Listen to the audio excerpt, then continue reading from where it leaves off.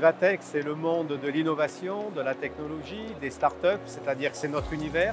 Et donc, nous avons tout naturellement notre place pour accompagner les innovateurs, sensibiliser les acteurs, les startups, les PME, les innovateurs, les créateurs d'entreprises pour valoriser et protéger leur innovation. C'est le lieu où se rencontre tout l'écosystème et nous en profitons pour rencontrer nos partenaires et en particulier le SGPI avec lequel nous travaillons dans le cadre de France 2030. Le salon Vivatech a une caractéristique, c'est qu'il y a une énergie folle et on s'aperçoit qu'il y a beaucoup d'enthousiasme et d'idées. En fait, si on a décidé de faire un partenariat entre le SGPI et l'INPI, c'est pour faire comprendre aux startups qui souvent n'en ont pas conscience qu'il faut protéger leurs innovations.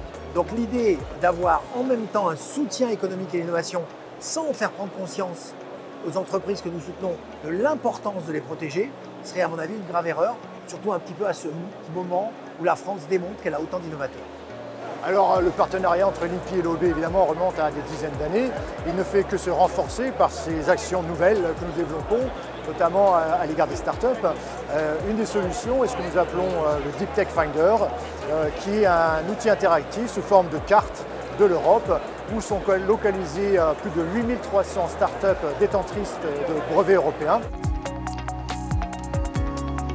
En fait, ils nous ont accompagnés au tout début de la société parce qu'on a très rapidement compris que pour convaincre des gens, notamment des investisseurs parce qu'on en cherchait à l'époque, il allait falloir qu'on ait un brevet pour leur démontrer qu'on était les seuls à le faire et on est les seuls à le faire aujourd'hui. Donc ils ont été vraiment un appui et un soutien pour nous épauler, nous lancer du coup dans la dynamique qu'on a aujourd'hui.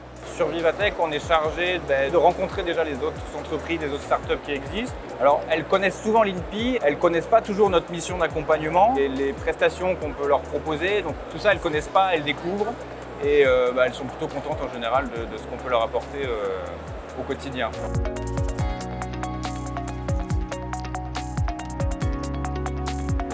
Ça fait surtout plaisir et ça donne de la valeur à tout ce travail qu'on a réalisé au cours des années précédentes.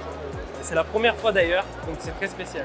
Sur le dépôt de marque, en fait, on est passé par une avocate et derrière on a eu été mis en relation avec l'INPI.